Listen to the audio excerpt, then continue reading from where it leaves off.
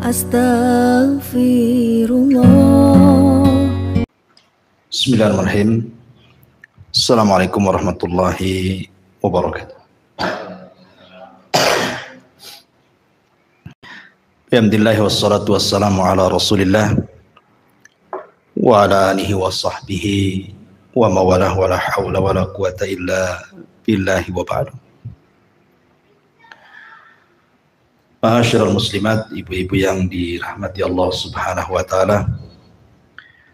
Alhamdulillah di siang hari ini kita bisa duduk untuk berthalabul ilmi kembali di tempat yang insyaallah diberkahi ini. Salawat dan salam kita hadiahkan kepada Rasul kita Nabi besar Muhammad sallallahu alaihi wa ala alihi wasallam. Bab yang kita akan kaji, kita lewat satu bab, kita masuk pada bab ke-40 tentang bahaya mengingkari nikmat-nikmat Allah Subhanahu wa taala.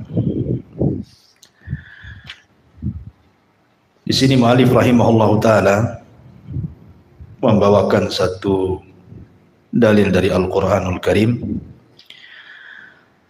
A'udzubillahi minasyaitonirrajim. Bismillahirrahmanirrahim. Ya'rifuna ni'matallahi tsumma yunkirunaha. Mereka orang-orang musyrik mengingkari atau mengetahui nikmat Allah, kemudian mereka mengingkarinya. Al-Imam Mujahid mentafsirkan ayat di atas yang maknanya adalah bahwa kalimat mengingkari dengan mengatakan bahwa ini adalah harta kekayaanku, aku mewarisinya dari bapakku. Kemudian Al-Ain Ibn Abdillah mentafsirkan, Al-Aun Ibn Abdillah mentafsirkan, maksudnya kalimat mengingkari nikmat itu artinya perkataan seseorang kalau bukan karena fulan tentu tidak akan menjadi begini. Kemudian juga Imam Qatadah mentafsirkan makna mengingkari artinya mereka mengatakan semua ini berkat bantuan berhala-berhala kita. Kemudian setelah menyebutkan hadis qudsi yang diriwayatkan oleh Zaid ibn Khalid yang isinya bahwa Allah berfirman, pagi ini hambaku ada yang beriman kepadaku dan ada yang kafir kepadaku, sebagaimana telah disebutkan sebelumnya.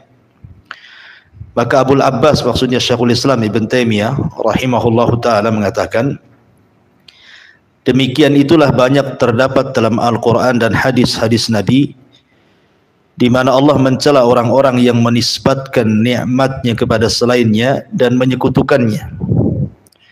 Bahkan sebagian salaf mengatakan seperti halnya orang yang mengucapkan angin itu enak, nahkodanya mahir, dan perkataan-perkataan lain yang bisa terlontar dari kebanyakan lisan manusia.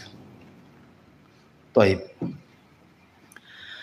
Ma'asyiral muslimat yang dimuliakan Allah Subhanahu wa taala. Di sini muallif rahimahullah taala ingin menjelaskan kepada kita tentang pentingnya syukur dan bahayanya kufur. Dan kufur itu ada dua macam. Ada kufur yang mengeluarkan pelakunya dari Islam, artinya mereka betul-betul bukan lagi seorang muslim, seperti contohnya kufur juhud, kufur menentang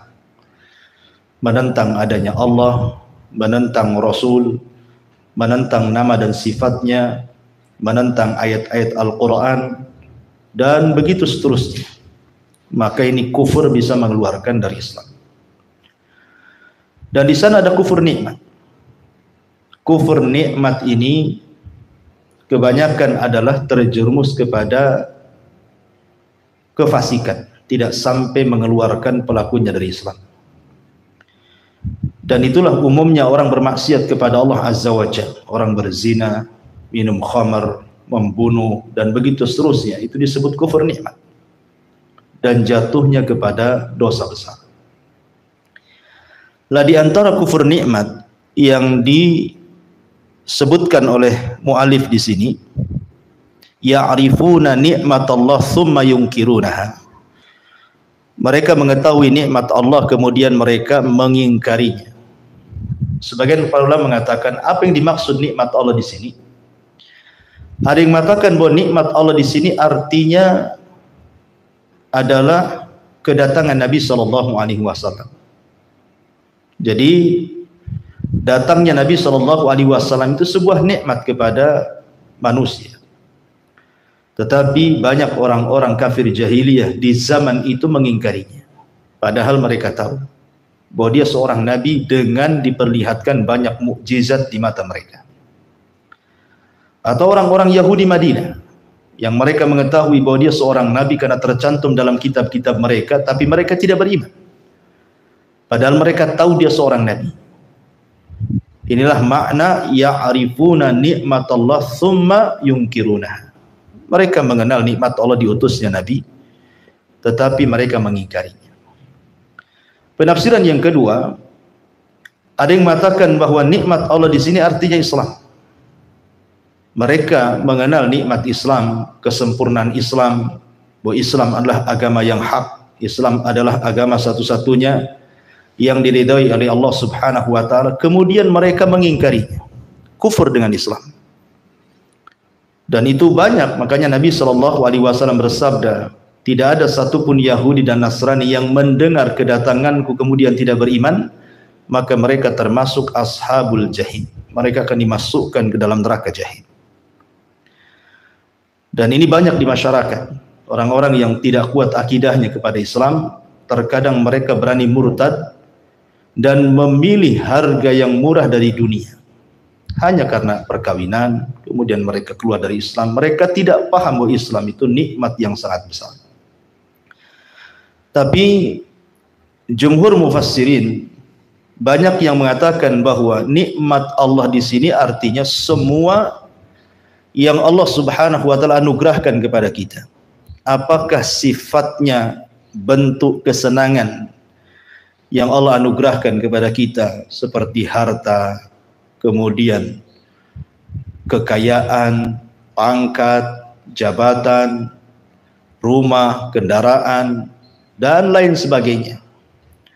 Ataupun nikmat dalam bentuk dia dihindarkan dari sesuatu yang sifatnya madarat bagi dia, disembuhkan dari penyakit, dihilangkan dari kesulitan, dan begitu seterusnya, dimudahkan perkaranya. Maka ini semua nikmat Allah Subhanahu wa taala. Lah nikmat-nikmat ini harusnya disyukuri, bukan dikufuri. Karena ada sebagian manusia,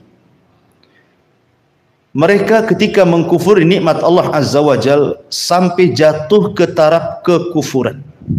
Kapan ketika mengingkari nikmat Allah itu jatuh kepada kekufuran? Ketika dia nasabkan dalam hatinya dan terlontar dalam lisannya bahwa nikmat itu datang dari selain Allah. Seperti contohnya Qarun. Qarun menasabkan nikmat itu dari dirinya, bukan dari Allah Subhanahu wa taala. Sehingga Qarun mengatakan innama utitu min ilmin indi. Sesungguhnya karunia nikmat ini bukan datang dari Allah, tapi karena kecerdasanku, kepiawaian aku mencari harta, makanya aku kaya. Maka Qarun kufur. Kalau sampai menisbatkan nikmat kepada selain Allah dan diyakini dalam hatinya, ini kufur sampai mengeluarkan dari Islam, kufur akbar.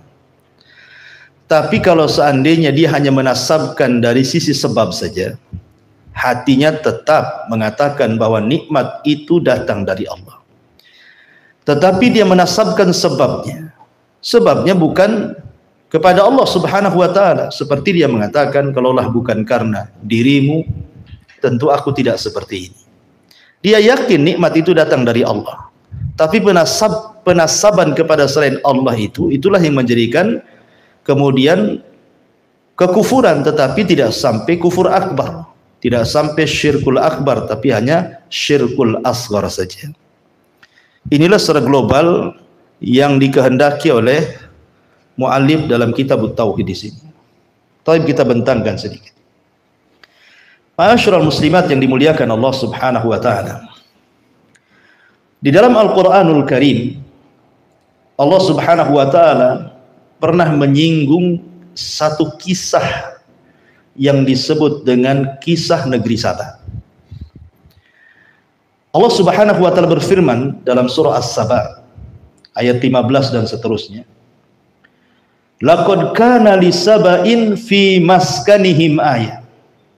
Jannatani an yaminin wa shimalin kulu mir rizqi rabbikum washkurulah baldatun tayyibatun wa rabbun ghafur. Sungguh bagi kaum Saba ada tanda-tanda kebesaran Allah di tempat kediaman mereka, yaitu ada 2 buah kebun di sebelah kanan dan kiri mereka. Kemudian dikatakan, makanlah oleh kalian dari rizki yang dianugerahkan Tuhanmu kepada kalian dan bersyukurlah kepadanya, karena negeri itu adalah negeri yang baik, yang diberkahi, yang nyaman, sedang Tuhanmu adalah Tuhan yang maha pengampun. Baldatun thayyibatun wa rabbun ghafur. Ma'asyiral muslimat yang dimuliakan Allah Azza wa Jalla, saya ingin gambarkan bagaimana sebuah negeri yang Allah anugerahkan nikmat yang banyak, negeri Saba, yang terletak di Yaman, tepatnya di Ma'rib. Jadi negeri Saba itu dikisahkan oleh para ulama tafsir ketika menceritakan tentang surah As-Saba ayat 15 dan seterusnya itu. Allah Subhanahu wa taala anugerahkan kepada negeri Saba itu banyak nikmat. Pertama, Allah anugerahkan kepada mereka udara yang sangat bersih. Sampai-sampai kalau ada orang bawa penyakit dari negeri lain, masuk ke negeri Saba itu bisa sembuh penyakitnya. Ini yang pertama. Yang kedua, di negeri Saba itu tidak ada binatang-binatang yang menakutkan, baik binatang buas ataupun binatang-binatang kecil, bahkan binatang-binatang yang menjijikkan sekalipun tidak ada, baik di rumah-rumah mereka atau di kebun-kebun mereka. Tidak ada ular, tidak ada kalajengking, tidak ada lalat, tidak ada nyamuk, tidak ada semut, dan binatang-binatang kecil, apalagi binatang-binatang buas seperti harimau, buaya, dan yang semacamnya, tidak ada di negeri Saba itu. Sehingga orang masuk kebun itu tidak takut. Bahkan ketika mereka mengambil buah-buahan juga, mereka tidak takut dengan adanya semut, adanya ular, dan begitu seterusnya. Sehingga betul-betul diberkahi rumah dan kebun mereka. Negeri seperti apa coba? Negeri Saba ini. Ya. Kemudian juga yang ketiga, Allah berikan keamanan. Keamanan yang luar biasa. Negerinya aman. Tidak ada kriminal, tidak ada pencurian. Masya Allah, semua kaya, semua tercukupi. Karena biasanya kriminal itu muncul karena sebab kefakiran, sebab kemiskinan. Ini tidak ada. Karena semua cukup kaya, makanan tinggal makan dan begitu seterusnya. Bahkan negerinya sangat kuat dan negerinya sangat kaya. Ingat, sebuah negeri kalau kaya, dia menguasai dunia. Lihat negeri-negeri sekarang yang menguasai dunia itu karena mereka negara-negara maju, bukan negara-negara berkembang. Karena kekayaan mereka, makanya mereka menguasai dunia, bisa menghutangkan uang-uang mereka ke negara-negara miskin. Lah negeri Saba itu negeri kaya, sehingga tidak ada kriminal di negeri itu. Makanya wajar negerinya aman, tentram, damai gitu kan. Subhanallah. Yang lebih hebat lagi, sumber kekayaan negeri Saba itu adalah dari biji-bijian dan buah-buahan yang mereka tanam. Dan itu tidak bermusim. Kita saja di negeri kita ini, kita mau cari durian aja nunggu musimnya. Mau cari mangga nunggu musimnya. Mau cari apa saja nunggu musimnya di negeri kita ini. Kalau tidak musim, tidak ada tuh buah-buahan tuh. Walaupun ada mungkin sedikit pun tidak segar. Tapi di negeri Saba ini tidak bermusim, mau anggurnya, mau pisangnya, mau apelnya, mau apa saja sebutkan buah-buahan dan biji-bijian itu. Semua sudah tersedia. Bahkan yang lebih hebat lagi, safar dari Yaman ke Syam itu tak perlu bawa bekal. Karena hanya satu jalur, kiri kanannya kebun. Dan diakhiri oleh air sejuk yang sangat-sangat enak rasanya. Tinggal ciduk, minum. Kalau lapar tinggal petik, makan. Pulang pergi dari Yaman ke Syam itu berkilo-kilo. Tapi mereka tidak perlu bawa bekal tuh. Dan tidak diganggu walaupun safar sendirian. Walaupun dia perempuan. Tidak ada yang mengganggu sama sekali. Bahkan yang lebih hebat lagi kalau mereka panen, seperti kata Imam Qatadah rahimahullahu ta'ala, tinggal diletakkan kemudian ember di atas kepala, masuk kebun, tak perlu dipetik, keluar sudah penuh tuh embernya. Kita ini kalau mau metik buah kadang-kadang perang sama semut terang-terang dulu. Kalau zaman dulu tuh biasanya bawa abu tuh kalau untuk ngilangin semut di batang-batang tuh. Ya kalau sedikit, kalau banyak perang dulu sama semut gitu ya. Tapi negeri ini luar biasa. Luar biasa. Wajar kalau negeri Sabah itu negeri percontohan yang membuat cemburu negeri-negeri di luar sana. Saking indahnya, suburnya, tentramnya, penduduknya nyaman. Masalahnya, ketika kemudian mereka mulai dilalaikan dengan kekayaan, mulailah mereka sombong. Persis seperti firman Allah Subhanahu wa ta'ala. Kalla innal insana la yatgha an ra'ahus taghna. Sekali-kali manusia itu akan mudah melampaui batas. Muncul sombongnya, muncul takaburnya, muncul ujubnya ketika Allah bentangkan kekayaan kepadanya. Itulah yang dirasakan negeri Sabah. Makanya Nabi SAW mengatakan, mal faqru ahsya alaikum walakin ahsya an tubsatad dunya kama busitat ala man kana qablakum fatanafasuha kama tanafasal ladzina min qablikum fatuhlikakum kama ahlakathum.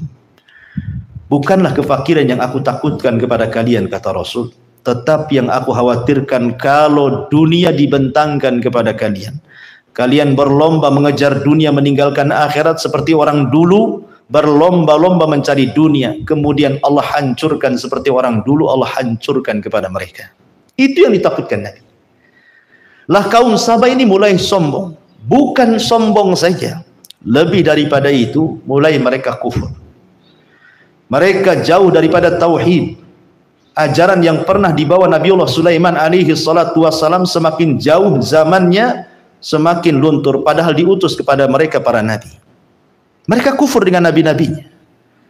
Bahkan yang lebih parah, mereka kembali menyembah bulan dan bintang, matahari dan bulan. Sebagaimana ketika Hudhud melihat istana Ratu Balqis, kemudian menceritakan kepada Sulaiman, inni wajadtu, aku dapati mereka wahai Sulaiman, Ratu Balqis dan pengikutnya itu ya'buduna syamsa wal qamara min dunillah. Mereka menyembah bulan dan bintang, matahari dari selain Allah Azza wa Jalla. Mereka kembali menyembah-nyembah itu. Lihat ketika mereka kufur nikmat, apa yang terjadi? Maka Allah Subhanahu wa taala lanjutkan ayatnya, fa'aradu fa'arsalna 'alaihim sailal arid. Tetapi ketika mereka berpaling, tidak syukur nikmat, apa yang terjadi? Kami kirim kepada mereka banjir bandang yang sangat besar. Ada yang mengatakan bahwa sebab banjir ini karena kaum Sabah ini sudah terlena, Bu. Saking kayanya, biasa kan orang kaya itu terlena. Karena saking sudah enak, sudah nyaman, jadi mereka itu jarang melihat bendungan. Padahal bendungan itu adalah satu-satunya irigasi yang mengairi sawah dan ladang mereka. Jadi sudah dilupakan. Bahkan Allah lupakan mereka. Rupanya Allah kirim tikus-tikus sebesar kucing, kemudian menggerogoti bendungannya. Karena bendungan zaman dulu bukan kayak kita, pakai semen, pakai coran. Bendungan dulu ya pakai kayu gitu. Sehingga digerogotilah kayu-kayu itu. Ketika mereka sudah tingkat kekufuran, tikus itu pula mampu menggerogoti satu kayu, kemudian jebol, kemudian rusak satu bendungan, kemudian airnya melimpah ruah, memendamkan seluruh kota-kota di Sabah, kebun-kebun di Sabah. Apa yang terjadi? Wabadalnahu bijannataihim jannataini dzawatai ukulin khamtin wa athlin wa syai'in min sidrin qalil. Maka Allah Subhanahu wa taala ceritakan ketika banjir itu sudah melulantakkan negeri Sabah, merusak kebun-kebunnya, tidak ada satupun pohon yang hidup, semua mati, kecuali hanya 3 pohon yang disisakan Allah Azza wa Jalla. Itu pun pohon-pohon yang tidak bisa dinikmati. Pertama apa? Allah mengatakan ukulin khamtin. Khamtin itu sebuah pohon berbuah tetapi buahnya pahit. Ada yang mengatakan pohon cemara. Khamtin itu cemara. Cemara itu ada buahnya, nggak ada buahnya cemara itu. Walaupun ada buahnya pahit, nggak bisa dimakan. Ada yang mengatakan pokoknya buah rasanya pahit, nggak bisa dimakan. Kemudian aslin, pohonnya besar, tidak berbuah, hanya untuk naungan saja. Ya. Kemudian wasyai'im min sidrin qalil, dan sedikit dari pohon bidara. Pohon bidara ini memang berbuah, kecil-kecil bisa dimakan, tapi tidak bisa mengenyangkan.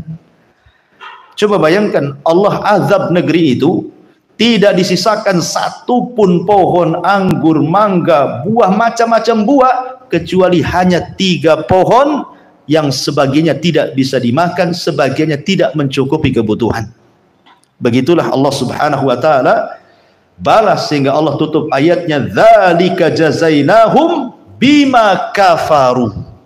Begitulah kami membalas kepada mereka karena kekafiran mereka, karena kufur nikmat. Wa hal nujazi illal kafur. Maka Allah Subhanahu wa taala tidak pernah mengadab kecuali kepada orang-orang yang kufur. La in syakartum la azidannakum wa la in kafartum inna adzabi lasyadid. Sampai ada seorang syekh bercerita, dahulu negeri Afrika itu negeri yang sangat kaya, sangat subur, mungkin ratusan tahun yang silam. Sampai mereka kalau makan itu mereka membuang-buang makanan, saking banyaknya makanan yang ada di hadapan mereka.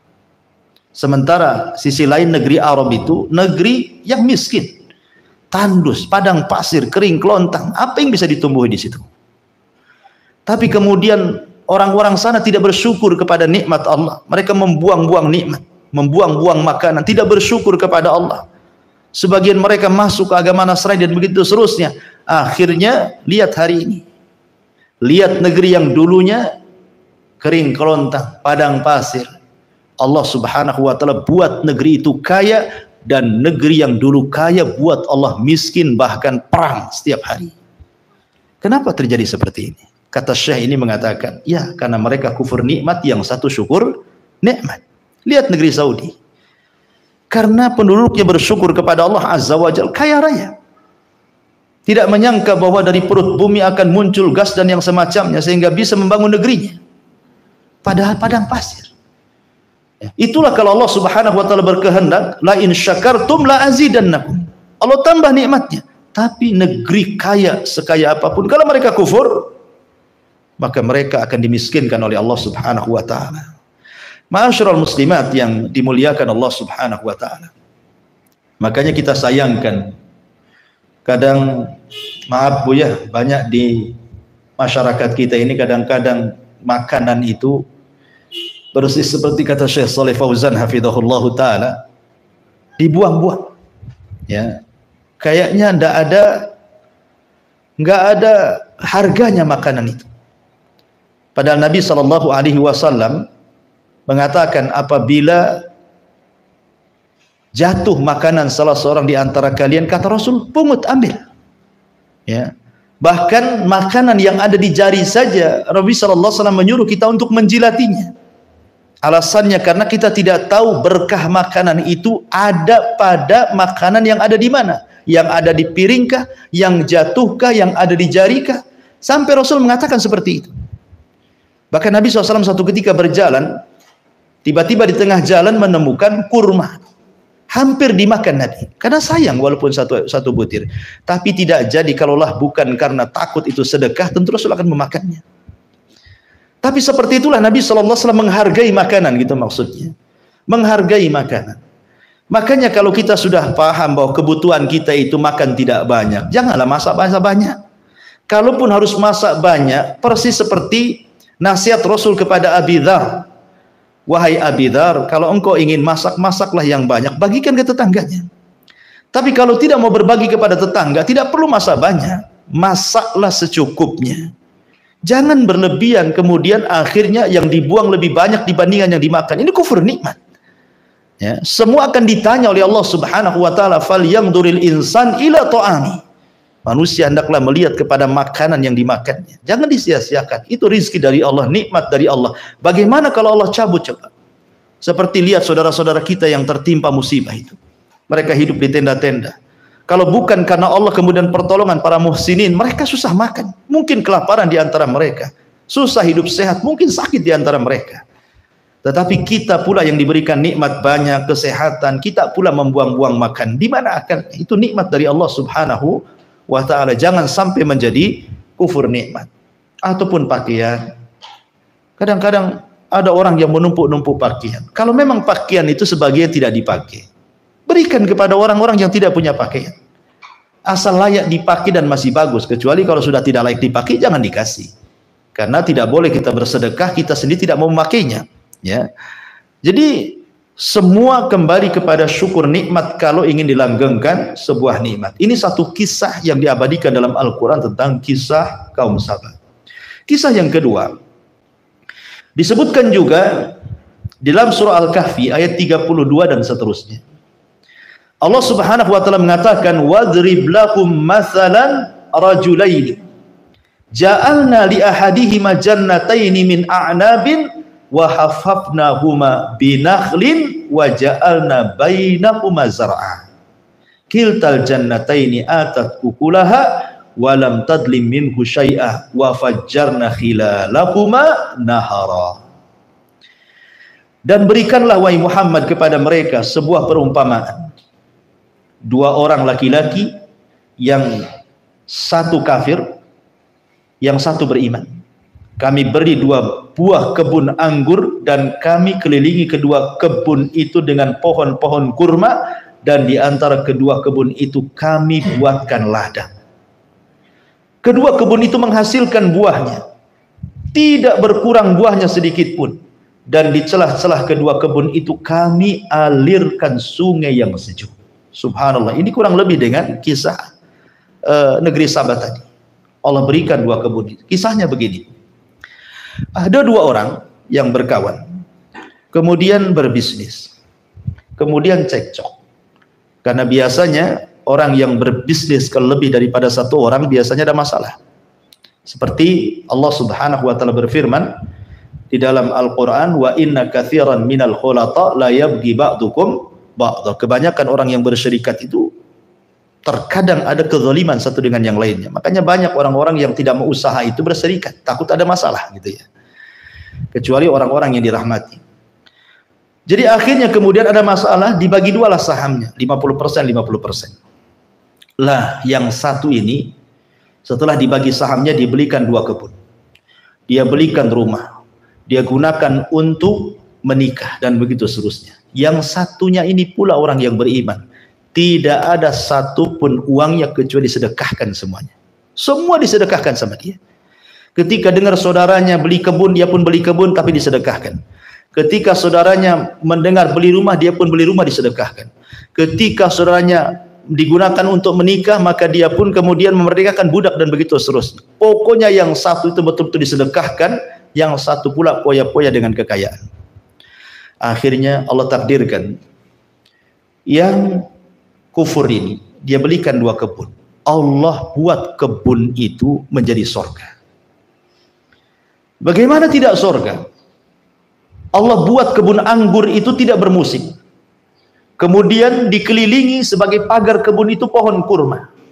Kemudian dialiri air yang sangat jernih. Dan setiap hari dipetik hasilnya, kemudian dijual menguntungkan. Begitulah bertahun-tahun sampai akhirnya kaya raya. Kebunnya bertambah, anak buahnya bertambah, hartanya banyak luar biasa. Allah cukupkan kehidupannya. Yang satu yang orang yang beriman yang harta disedekahkan ini, akhirnya suatu ketika Allah uji dia menganggur dan ingin mencari pekerjaan. Dia teringat dengan kawannya yang dulu pernah menjadi serikatnya. Daripada dia mencari pekerjaan ke orang lain, nah dia cobalah datang ke kawan yang sudah kaya ini. Boleh jadi ada pekerjaan, ya cukuplah untuk makan dia dan keluarganya. Tetapi ketika dia melamar kerja, bukannya diterima, tetapi malah dihardik, dicaci, dimaki, dibodoh-bodohkan. Bodoh kamu, dulu punya harta, kenapa tidak seperti aku? Dan begitu seterusnya. Pokoknya intinya dia sombong kepada kawannya. Akhirnya dia mengatakan, lihat kesombongannya. Faqala li sahibihi wa huwa yuhawiru ana aktsaru minka malan wa a'azzu nafar. Dia mengatakan kepada kawannya yang baik, yang beriman itu, lihat hartaku banyak. Mana harta? Lihat sekarang pekerjaku banyak, mana pekerja? Pokoknya betul-betul direndahkan. Seolah-olah kemuliaan itu ada pada harta dan keinahan itu ada pada kefakiran. Salah. Harta itu bukan menunjukkan mulia dan miskin itu bukan menunjukkan hina, tidak. Kaya dan fakir itu sama saja. Dua-duanya ujian dari Allah Subhanahu wa taala. Anda kaya, ujian. Anda miskin, ujian. Bahkan kaya terkadang ujian lebih berat dibandingkan orang miskin, karena soalannya akan dua. Min aina iktasabahu wa fima anfaqahu. Dari mana kau dapat, ke mana kau belanjakan. Jadi kemudian setelah itu dia pun mulai mengingkari nikmat Allah Azza wa Jalla dan mengatakan, wa ma'adunnu sa'ata qa'imah wa la in rudidtu ila rabbi la ajidanna khairan minha munqalaba, kata dia. Aku kira hari kiamat itu tidak akan datang. Mulai mengingkari kiamat. Maknanya, kalau saya sudah kaya tidak mungkin saya mati. Persis seperti firman Allah Azza wa Jalla, jama'a mala wa addada yahsabu anna malahu akhlada. Kalau orang sudah mengumpulkan harta, lupa diri bahwa umurnya sudah dekat, dia merasa dia hidup kekal selamanya. Kenapa? Kalau sakit kan saya punya uang banyak, bisa ke Singapura, bisa ke Australia, bisa ke Amerika, bisa ke mana, bisa ke Cina sana kan itu. Dikiranya kematian bisa ditangkal dengan operasi mungkin menurut dia gitu. Tidak bisa. Orang kaya itu dilupakan dengan kematian. Betapa banyak orang-orang kaya yang mati mendadak. Berapa banyak orang-orang kaya yang kena musibah tanpa pengetahuan, dia tahu mati saja. Ya. Dia mulai mengingkari bahwa dia akan mati, dia tidak mengakui bahwa dia akan mati, tidak akan ada kiamat katanya. Kalaupun kata dia, seandainya pun ada kiamat aku mati kata dia, pasti aku akan dikembalikan kepada Tuhanku dan pasti kelak di akhirat aku mendapatkan tempat yang jauh lebih baik daripada ini. Dia sangka bahwa harta itu tanda kemuliaan. Persis seperti Allah mengatakan, Rabbi akraman. Rabbku telah memuliakan aku, katanya. Jadi kalau di dunia saja Allah muliakan dengan kekayaan, mau di akhirat lebih lagi lah dimuliakan, kata dia. Ya, dia mengatakan seperti itu, mulai kufur dia. Dia menyangka dia akan selamat dunia akhirat. Tetapi ini kawannya yang baik ini berusaha menasihati. Qala lahu sahib wa huwa yuhawiru, akafarta billadzi khalaqaka min turabin summa min nutfatin summa sawwaka rajula. Kamu jangan ingkar kepada Tuhan yang telah menciptakan engkau dari tanah, kemudian dari setetes mani, lalu dia menjadikan engkau seorang laki-laki yang sempurna. Jangan kufur. Artinya apa yang disombongkan dengan kamu? Kamu loh keluar dari tempat najis, engkau pun membawa najis, dan engkau akan menjadi bangkai dan tidak ada orang mendekati. Lakinnahu wallahu rabbi wa la usyrik bi rabbi ahada.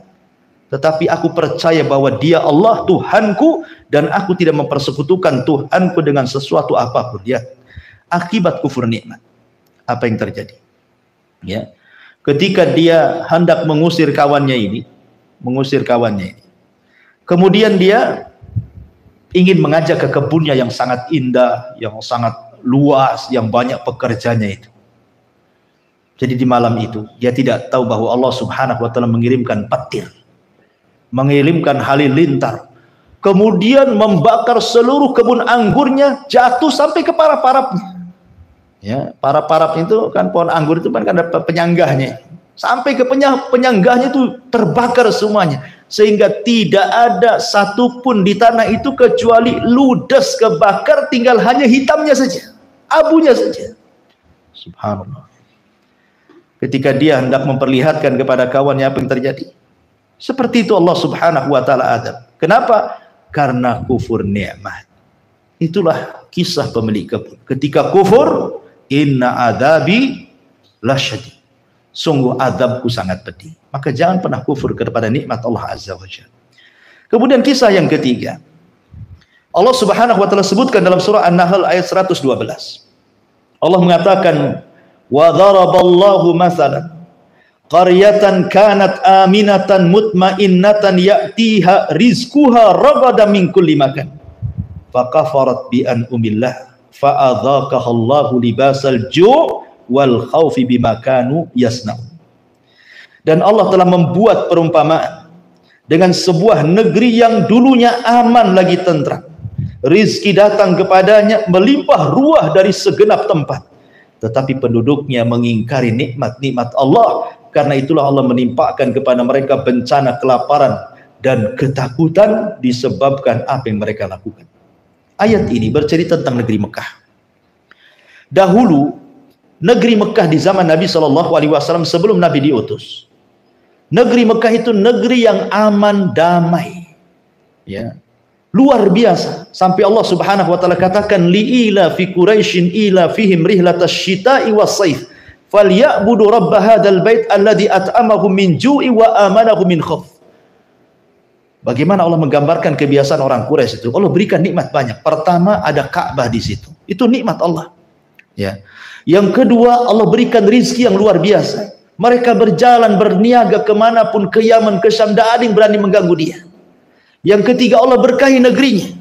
Apapun yang mereka inginkan, walaupun negeri tandu seperti itu, makanan limpah ruah luar biasa. Tetapi ketika datang Nabi SAW, mereka tidak mau beriman. Mereka kufur kepada Nabi SAW. Maka Nabi SAW berdoa kepada Allah agar ditimpakan paceklik seperti paceklik yang terjadi di zaman Nabi Yusuf alaihissalam. Rasul mendoakan mereka, ya, bisab'in kasab'i Yusuf. Bagaimana Nabi Yusuf ketika Raja Akhnatun Fir'aun ini meminta tafsir mimpi kepada Nabi Yusuf, bahwa dalam mimpinya dia melihat ada sapi yang gemuk memakan sapi yang kurus. Kemudian tangkai-tangkai gandum yang hijau dicampurkan dengan tangkai-tangkai gandum yang kering. Rupanya maksudnya akan terjadi paceklik selama 7 tahun. Di mana sapi yang tadinya gemuk menjadi kurus, kemudian tangkai yang tadinya hijau menjadi kering. Ya. Lah Nabi mendoakan paceklik seperti itu. Dan luar biasa. Allah Subhanahu wa taala kirimkan paceklik yang hebat sampai dikisahkan di sini fa asabathum sanatun adhabat kulla syai'in lahum hatta akalul juluda wal mayyitata wajifa. Rawahul Bukhari wa Muslim. Sampai ketika terjadi paceklik hebat, maka orang-orang Quraisy yang ada di Mekah, mereka tidak ada makanan yang mereka makan kecuali mereka makan kulit, makan bangkai, bahkan makanan-makanan yang tidak menyehatkan badan. Nauzubillah. Ya, karena mereka kufur. Ketika sebuah negeri kufur, maka akan ditimpakan azab. Tapi ketika negeri itu beriman, apa kata Allah? Walau anna ahlal qura amanu wattaqau lafatahna alaihim barakatim minas sama'i wal ardh. Kalau seandainya satu negeri beriman dan bertakwa, Allah buka barokahnya dari negeri itu, dari langit dan bumi. Ma'asyiral muslimin yang dimuliakan Allah Azza wa Jalla. Kemudian kisah yang keempat, kisah yang ma'ruf, kisah Qarun. Ya. Allah Subhanahu wa taala mengatakan di dalam Al-Qur'an, inna Qarun kana min qaumi Musa fabagha alaihim wa atainahu minal kunuz ma inna mafatihahu latanu bil usbati ulil quwwah idh qala lahu qaumuhu la tafrah innallaha la yuhibbul farihin. Sesungguhnya Qarun termasuk kaum Musa. Ada yang mengatakan Qarun itu ulamanya Bani Israel. Dia disebut munawwir karena dia bercahaya wajahnya. Kalau membaca Taurat saking indahnya disebut munawwir. Tetapi kemudian dia bagha, melampaui batas. Ketika Allah berikan kekayaan banyak. Kalla innal insana la yatgha. Jadi bagha dia, melampaui batas. Padahal kekayaan itu datang dari Allah. Dan wasilahnya adalah Nabi Musa alaihi salatu wassalam mengajarkan kepada Qarun doa, mengenal Ismul A'zam. Akhirnya Allah buka kekayaan kepada Qarun. Sampai-sampai Allah Subhanahu wa taala katakan, Sesungguhnya Qarun termasuk kaum Nabi Musa, tetapi dia berlaku zalim terhadap mereka, dan kami telah anugerahkan kepadanya pembendaraan harta yang kunci-kuncinya saja sungguh berat dipikul oleh sejumlah orang-orang kuat. Baru kuncinya, belum gemboknya, belum pintunya, cemana pula gudangnya, kan itu ya. Luar biasa si Qarun ini. Ya. Sampai-sampai orang-orang bijak, orang-orang yang beriman ngasih nasihat. Qarun, janganlah engkau terlampau bangga, karena Allah tidak suka dengan orang yang membanggakan diri. Kemudian dinasihati lagi, wabtaghi fima ataqallah daral akhirah wala tansa nasibaka minad dunya. Hai Qarun, carilah pahala negeri akhirat dengan apa yang telah dianugerahkan Allah kepadamu, tetapi jangan kau lupa bagianmu di dunia. Wa ahsin kama ahsanallahu ilaik. Berbuat baiklah kepada manusia karena Allah sudah berbuat baik kepada kamu. Sedekah, infak, zakat, itu maksudnya. Wala tabkil fasada fil ardh innallaha la yuhibbul mufsidin. Jangan buat kerusakan, jangan sombong, jangan congkak, karena Allah tidak suka dengan orang-orang yang merusak. Suatu ketika Qarun ini datang petugas zakat dari Nabi Musa. Tiba-tiba Qarun mengusir petugas zakat dan mengatakan, qala innama utituhu min ilmin indi. Enak saja kau ambil harta. Ini harta hasil jerih payah. Ini harta semata-mata karena ilmu yang aku punya. Ini bukan harta dari Tuhannya Musa. Dia kufur dengan Allah Subhanahu wa taala. Alam ya'lam annallaha qad ahlaka min qablihi minal qurun man huwa asyaddu minhu quwwa wa aktsaru jam'a wala yas'al an dzunubihimul mujrim. Qarun tidak paham bahwa sebelumnya Allah sudah menghancurkan umat-umat yang jauh lebih hebat dibandingkan Qarun, lebih kuat dibandingkan Qarun. Lihat kaum Ad Allah hancurkan, lihat kaum Samud Allah hancurkan. Qarun tidak sadar itu, bahwa sehebat apapun Anda, hartanya sebanyak apapun, jabatannya setinggi apapun, orang-orang dulu juga pernah mengalami itu dan Allah hancurkan semuanya. Karena itu perkara-perkara fana, perkara itu tidak mungkin kekal. Ya, ma indallahi baq wa ma indakum tanfud. Apa yang di sisi Allah itulah yang kekal, apa yang di sisi kalian itulah yang akan hilang. Jadi suatu ketika Qarun ini keluar, menampakkan kekayaannya, perhiasannya dipakai semuanya, kemudian kekayaannya dikeluarkan semuanya, iring-iringan. Orang-orang yang mereka terfitnah dengan Qarun, mereka mengatakan, ya laitalana mislama utiya Qarun. Duhai kiranya kalau aku seperti si Qarun, enak kali katanya. Terkadang orang-orang miskin yang tidak beriman itu pikirannya ingin kaya. Enak kali dia kaya ya, dia bisa maksiat, dia bisa jalan-jalan biasa begini. Itu setan yang ngomong sebenarnya. Tetapi orang-orang yang beriman tidak mengatakan seperti itu. Wailakum thawabullah khairan liman amana wa amila salihan wala yulaqqaha illa sabirun. Orang-orang yang beriman mengatakan, celaka kalian. Ketahuilah pahala Allah lebih baik bagi orang-orang yang beriman dan yang mengerjakan kebaikan, dan pahala besar itu hanya diperoleh orang-orang yang sabar. Akhirnya suatu ketika Qarun ini memuncak kesombongannya. Bukan hanya sombong, harta itu dinasabkan kepada dirinya, sombong menolak zakat, mulai dia menghina Musa alaihi salatu wassalam dan membuat makar kepada Musa. Maka Allah Subhanahu wa taala ketika melihat kekufuran nikmat Qarun, Allah katakan, fakhasafna bihi wa bidarihil arda fama kana lahu min fi'atin yansuruna min dunillahi wa ma kana minal muntasirin.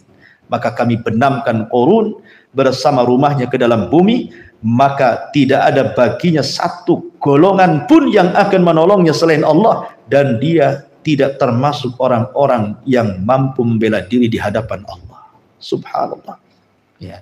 Dan kisah yang terakhir dari hadis Nabi Shallallahu Alaihi Wasallam. Suatu ketika Nabi Shallallahu Alaihi Wasallam menceritakan tentang kisah di zaman Bani Israel. 3 orang yang Allah berikan nikmat. 1 orang diberikan penyakit kulit luar biasa, sampai orang jijik dan tidak mau mendekat. Yang kedua, orang diberikan penyakit di kepalanya, menjijikan sehingga orang tidak mau mendekat. 1 orang yang ditimpakan buta permanen dari kecil. Datanglah malaikat kepada orang yang pertama dan mengatakan, tamannaita ya abdi, silahkan hambaku, kalau engkau ingin sesuatu berangan-anganlah, jika Allah menghendaki kepadamu sesuatu, kira-kira kau mau minta apa?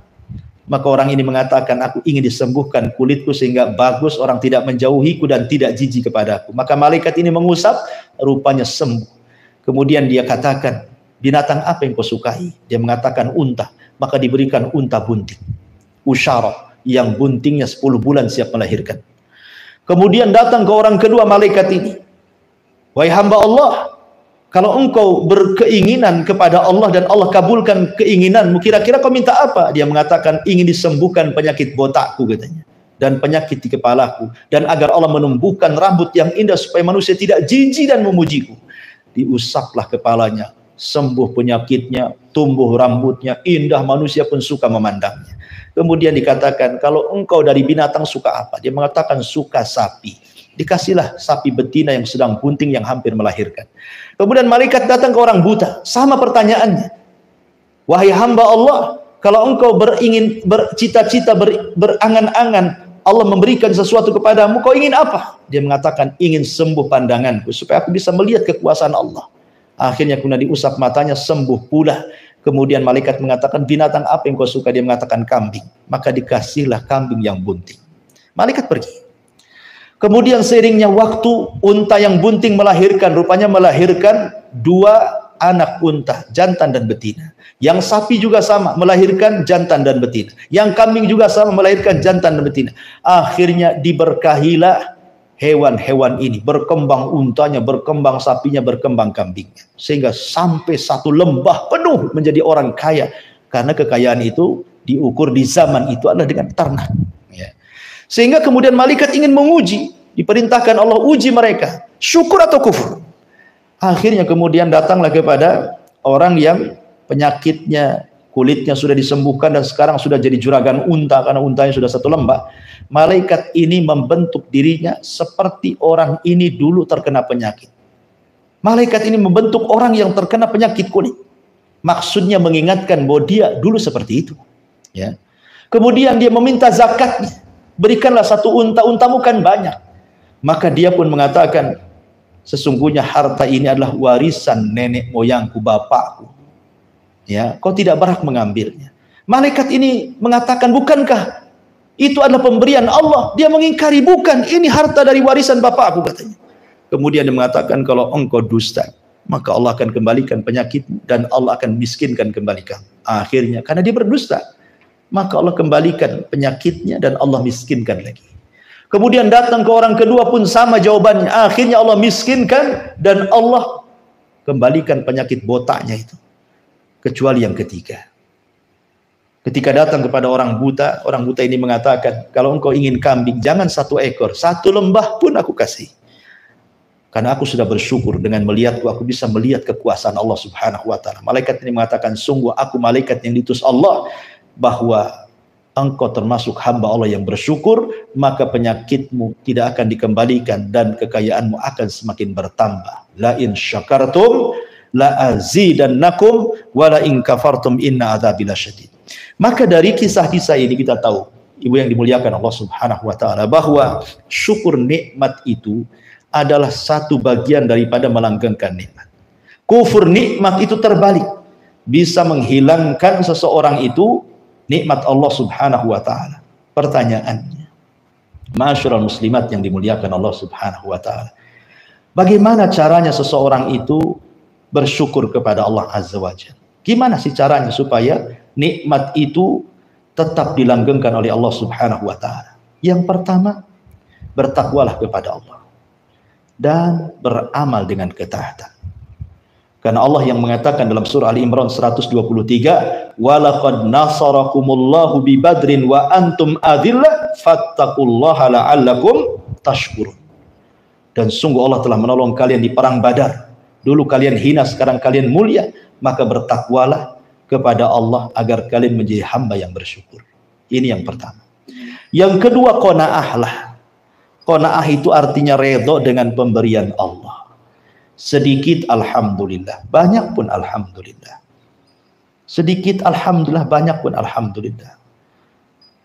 Ini yang kedua. Yang ketiga, bil muqabil. Ya.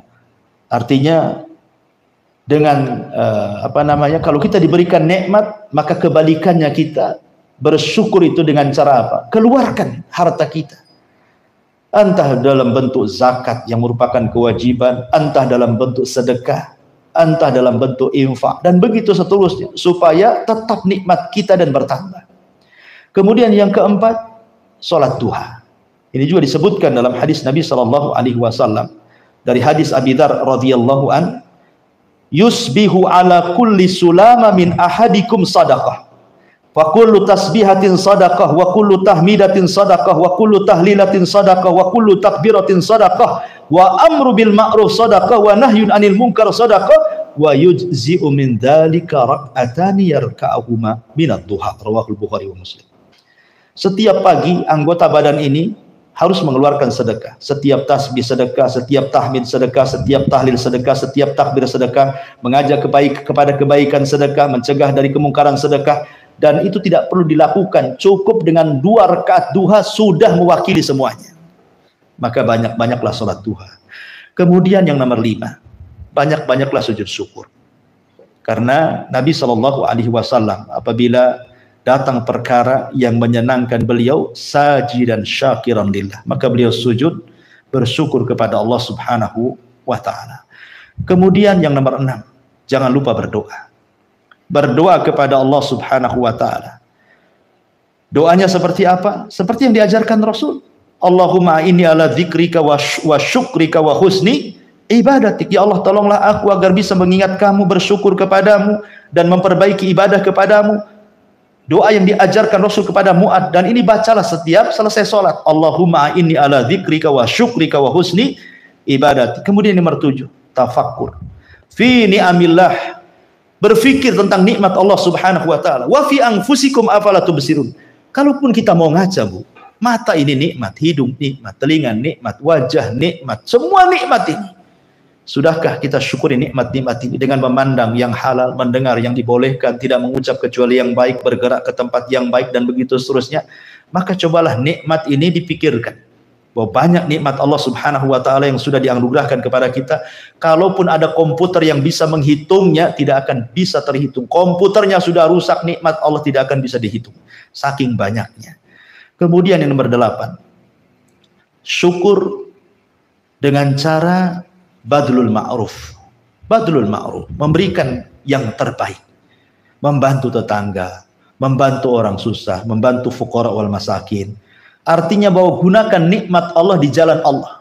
Jangan menggunakan nikmat di jalan syaitan. Karena itu bukan bersyukur, itu kufur, bentuk kufur. Ya. Ini 8 perkara orang dikatakan syukur nikmat. Adapun wasilah-wasilah yang bisa supaya kita mudah bersyukur, Bu. 1, lihat kepada kefakiran orang. Dan lihat kepada bencana yang Allah timpakan kepada orang. Kata Nabi SAW, ungduru ila man huwa asfala minkum, wala yangduru ila man huwa fauqakum, fahuwa ajdar alla tajdar nikmatallah alaikum. Lihat ke yang rendah, jangan lihat ke yang tinggi. Itu lebih bisa bersyukur akan nikmat Allah. Dan lebih jauh dari kekufuran kepada nikmat Allah, kata Nabi. Kalau kita melihat orang kaya terus, sehingga kita berpikir kapan saya kaya, akhirnya tidak syukur dia. Tapi kalau kita melihat ke orang miskin, alhamdulillah saya masih lebih kaya dibandingkan dia. Kalau melihat ada orang sakit, alhamdulillah saya masih sehat. Kalau ada orang lihat lumpuh, alhamdulillah saya masih bisa berjalan. Kalau ada umpamanya orang rumahnya kebakar, alhamdulillah rumah saya masih tidak terbakar. Dan begitu seterusnya. Lihat kepada bala orang dan lihat kepada kefakiran orang. Ini yang pertama, supaya bisa bersyukur. Ya. Kemudian yang kedua, ma'rifatu annal insan bimanzilatil abdil ma'luq li sayyidihi. Jadikan kita ini hamba kepada Allah. Jadikan kita ini hamba kepada Allah. Kita ini tidak punya apa-apa. Kita ini milik Allah Subhanahu wa taala. Karena kebaikan Allah lah Allah kasih rumah, Allah kasih kendaraan, Allah kasih pasangan, Allah kasih anak, semuanya. Coba kalau seandainya Allah takdirkan kita tidak diberikan apa-apa, apa yang terjadi dengan kita coba? Makanya ingat bahwa kita ini hamba, di sana ada Tuhan yang berikan nikmat kepada Allah Azza wa Jalla. Kemudian yang nomor 3, al-intifa bin ni'ami. Kemudian wa adamu kanziha. Manfaatkan nikmat itu, jangan suka disimpan-simpan. Betapa banyak sekarang orang-orang kaya, subhanallah, ATM-nya triliunan, miliar. Sampai dia mati tidak ada yang keluar tuh uang tuh. Ya, padahal seandainya pun dikeluarkan untuk kebutuhan kematiannya, berapalah kafan yang dia beli? Berapalah kuburan yang ia beli? Berapalah orang-orang yang mengantar yang dia beri, padahal uangnya triliunan tuh ngapain disimpan itu coba? Ada sebagian orang justru sama sekali gitu ya, tidak disimpan betul, tetapi dibuat hura-hura. Jadi nabung-nabung setiap tahunnya untuk jalan kemana nih? Mau kemana nih? Ke daerah mana? Ke negeri mana nih? Setiap tahun hanya untuk itu saja. Padahal kalau seandainya uang itu diberikan kepada fuqara wal masakin lebih manfaat. Ya, subhanallah. Kemudian zikrullahi azza wa jalla. Banyak-banyaklah ingat Allah subhanahu wa ta'ala. Karena Allah mengatakan dalam surah Al-Isra, innahu kana abdan syakura. Innahu kana abdan syakura. Sungguhnya Nabi SAW adalah hamba yang suka bersyukur, suka mengingat Allah subhanahu wa ta'ala. Makanya ketika Rasul sholat malam bengkak-bengkak kakinya, kemudian Aisyah menyuruh untuk beristirahat, kata Rasul, afala akunu abdan syakura. Salahkah saya menjadi hamba yang bersyukur? Kemudian tawadhu. Walaupun sekaya apapun, rendah dirilah. Lihat Utsman, kenapa dicintai orang-orang jahiliyah, dicintai orang Islam? Karena jarang orang kaya tawadhu. Kebanyakan orang kaya itu kibar, sombong. Tawadhu. Ya, kekayaan itu hanya pemberian dari Allah. Kalau Allah mau, Allah bisa cabut. Sama aja ada dengan orang miskin. Maka rendah dirilah dengan manusia. Jangan sombong dengan kekayaan itu. Nanti kalau sombong, Allah tenggelamkan Anda dan harta-harta Anda seperti Qarun dalam cerita Al-Quran. Kemudian yang nomor 6, syuhud masyhadat taksir fi syukri.